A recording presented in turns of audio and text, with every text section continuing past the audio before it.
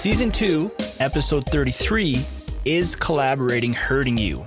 All right, so collaborating is when you are essentially working with a different brand and trying to grow your brand through someone else's brand. Okay, there's a lot of pros, there's a lot of cons to this, and when you're in the music industry, you are surrounded with collaborating. I'm just going to give you some pros and cons in this episode, some things that I've learned over the years from working with a lot of different businesses over my time within the industry, which I hope is going to help you out, okay? Before we get into this episode, definitely check out the free beat making resources I have for you. I have free books, free sounds, and there's going to be some more free things coming up here very soon. The Melody Minute is almost done. I'm just got to create some free videos in the emails. To access the free resources, just go to itsgratuitous.com/resources. Okay, so let's get into the pros and cons of collaborating. I'm going to first start with the cons. And in order for you to understand both the pros and the cons, you first need to actually understand that your brand is what people know you for. All right. So for example, myself, when I create a tutorial, an FL Studio tutorial, people know me as Gratuitous, not by my first name, Riley, right? So that name Gratuitous is my brand.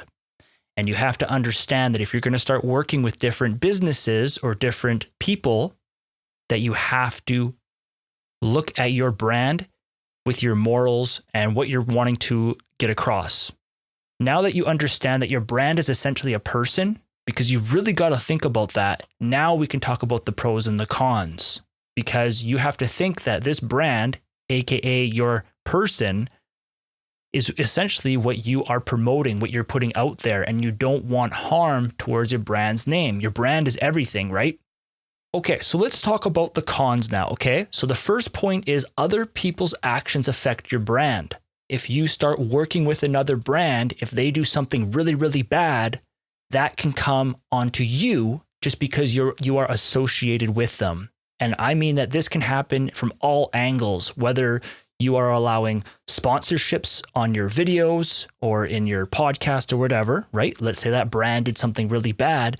Everything kind of goes to where they've advertised, people allowed them to advertise. So in other words, you have connections to them now.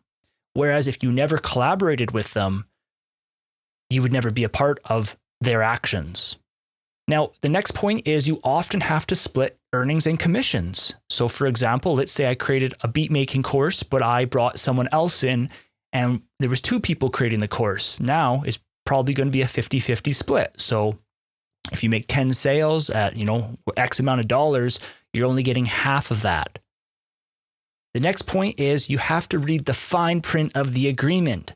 When you are just doing your own thing, there's always some rules that you always have to understand in regards to your business and stuff. But once you start working with somebody else, there is going to be an agreement. And if you're not signing an agreement, then you are doing things foolishly in the business world. You always need to have a paper trail.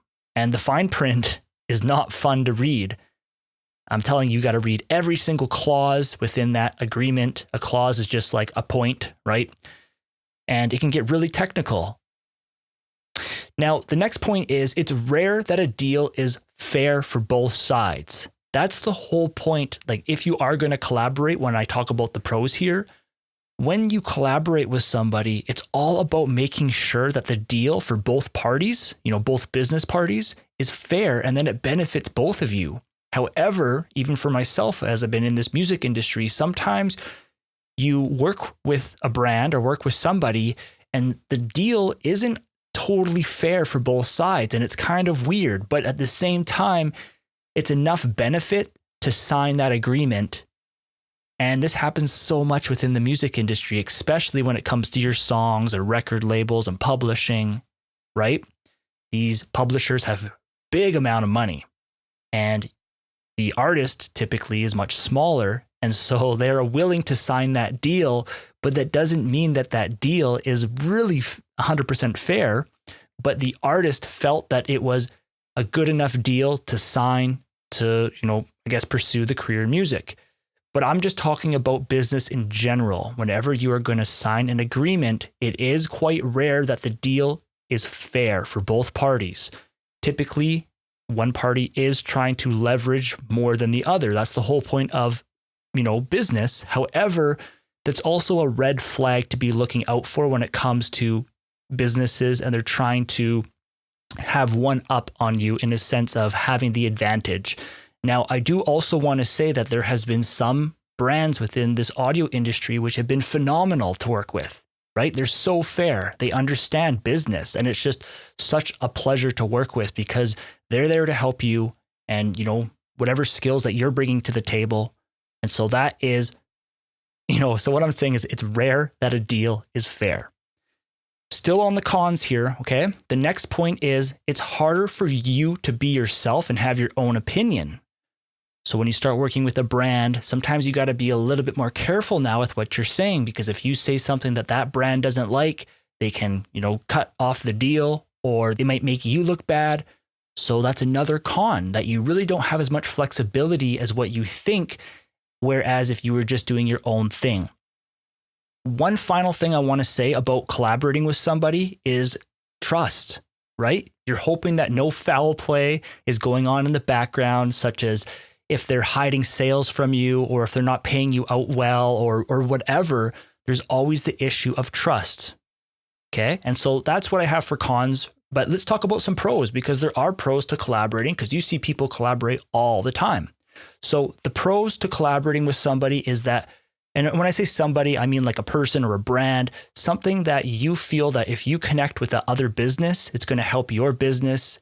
And so the first point for the pro is you're able to build an audience faster, which makes the marketing efforts way easier, because if this brand's really big and then you kind of tag along, you get to kind of go with their traffic. All right. So you will discover in this music industry and in business, it's all about traffic. It's all about eyeballs on the product, eyeballs on your website.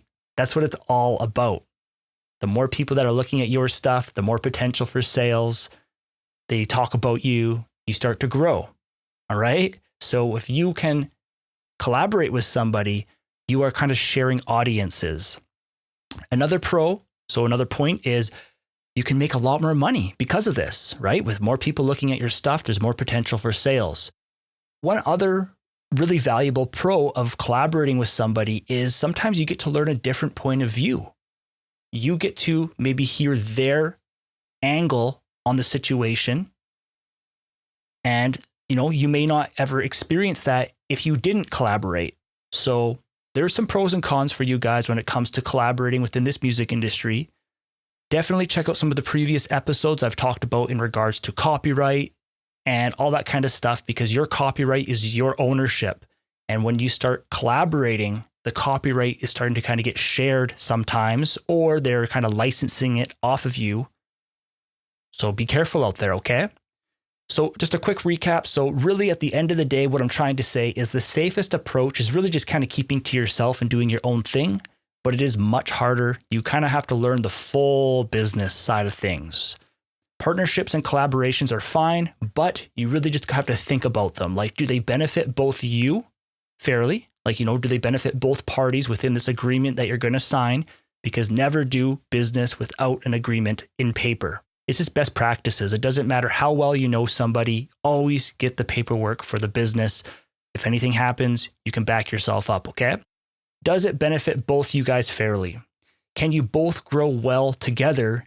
And can you easily get out of the contract or the agreement or the partnership if things aren't going well, or maybe you're too busy for it or something, right? So these are just all things that you have to think about. So I hope this episode helps you guys out. This is more of the business side of the music industry. If you guys do want to learn to make beats from scratch, check out my website, itsgratuitous.com/courses. Now, the one thing I want to say is I've been having some lessons with students, and anyone can learn the music program, right? I talk about this a lot, but not everybody can make a beat. Creating a catchy loop and creating a drum loop, many people struggle with, and that is what my platform is designed for. There's really like 3 kind of stages in there. So there is learning the DAW, then there's making the beat, but there's really like an in-between. There could be hip hop, there could be dance, there could be metal, it could be country, it could be pop. each of these genres have their own unique traits. But at the end of the day, they all have to follow the basic music theory of making a beat, such as 1, 2, 3, 4, and picking a key and a scale to know the notes you're allowed to play. So that's what I'm trying to say, that when you pick a music program, you got to learn how it all works, right? That's like Photoshop or video editing. Then you got to learn how to make a beat, which is timing, right? How to count beats, understanding the notes you're allowed to play. But then in between that is for you to decide, well, do you want hip hop beats? Do you want dance beats? Do you want pop? Do you want country? And my platform doesn't teach you the hip hop and the dance. My platform teaches you how to make the beat so that when you go to make the style of beat that you want, you understand the fundamental tools. And then it's just the kind of small characteristic traits that are different. For example, if you made dubstep way back in the day, dubstep took advantage of LFOs, whereas typical beats didn't. So that's kind of what made dubstep really unique in that sense. But one quick YouTube tutorial and you'd be able to figure that out. But making the beat, people are really struggling with. Even when I do lessons with students, that is what I'm finding, that, just how to create that catchy melody. So again, just keep listening to the podcast, visit the website, be on the lookout for the Melody Minute. There's going to be a lot of good training. And don't forget about my free resources. Just go to itsgratuitous.com/resources. Feel free to reach out anytime you have questions about making beats. I'm here to help you guys. I've been doing this for over 10 years of beat making education, and I will talk to you in the next episode.